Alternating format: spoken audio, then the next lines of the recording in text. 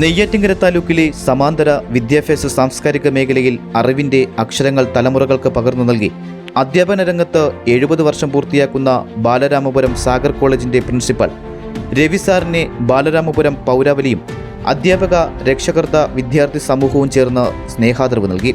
ബാലരാമപുരം തലയിൽ ശ്രീ ഭദ്ര കൺവെൻഷൻ സെന്ററിൽ നടന്ന ചടങ്ങിൽ വിദ്യാഭ്യാസ തൊഴിൽ വകുപ്പ് മന്ത്രി വി ശിവൻകുട്ടി ഉദ്ഘാടനം ചെയ്തു.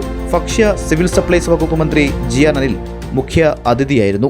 ഇംഗ്ലീഷ് അധ്യാപന രംഗത്ത് 70 വർഷത്തെ അനുഭവ സമ്പത്തോടെയും ത്യാഗബോധത്തോടെയും മുന്നേറിയ രവി സാർ അധ്യാപകൻ എങ്ങനെ ഒരു സമൂഹത്തിൻ്റെ വഴികാട്ടി ആകാമെന്നതിൻ്റെ ജീവിച്ചിരിക്കുന്ന മാതൃകയാണ് രവി സാർ. വിദ്യാർത്ഥികൾക്ക് ആത്മവിശ്വാസം നൽകിയും ഭാഷയുടെ വൈഭവം തുറന്നു കാണിച്ചും ജീവിതത്തിൻ്റെ പാഠങ്ങൾ വായിച്ചു കൊടുത്തും അദ്ദേഹം രൂപപ്പെടുത്തിയിരുന്നത് ഒരു സമഗ്രമായ ശിഷ്യ സമൂഹമാണ്.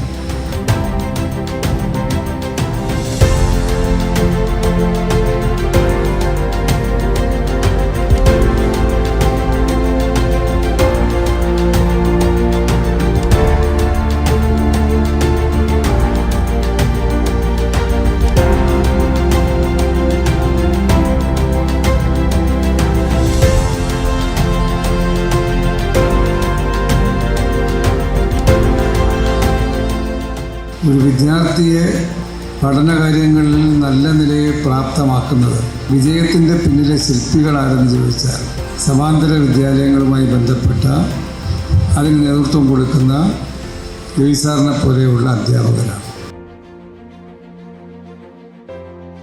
കാരണം ഇതൊന്നും ഒരിക്കലും ഞാൻ പ്രതീക്ഷിച്ചില്ല. ഒരിക്കലും ഹൃദയം തുറന്ന് സത്യം പറയാണ്.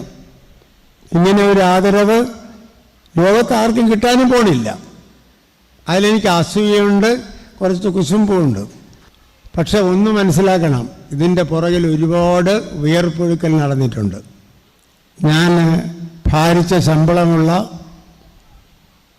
ആകർഷകത്വമുള്ള ഒരു കേന്ദ്ര ഗവൺമെൻറ് ഉദ്യോഗം രാജിവെച്ചിട്ടാണ് ഈ സാഹസം കാണിക്കാൻ ഇറങ്ങി തിരിച്ചത്.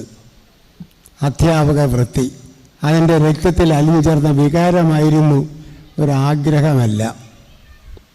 എൻ്റെ രക്തത്തിൽ അലിഞ്ഞു ചേർന്ന വികാരമായിരുന്നു. എനിക്ക് അധ്യാപകനായിട്ട് ജീവിച്ച് മരിക്കണം.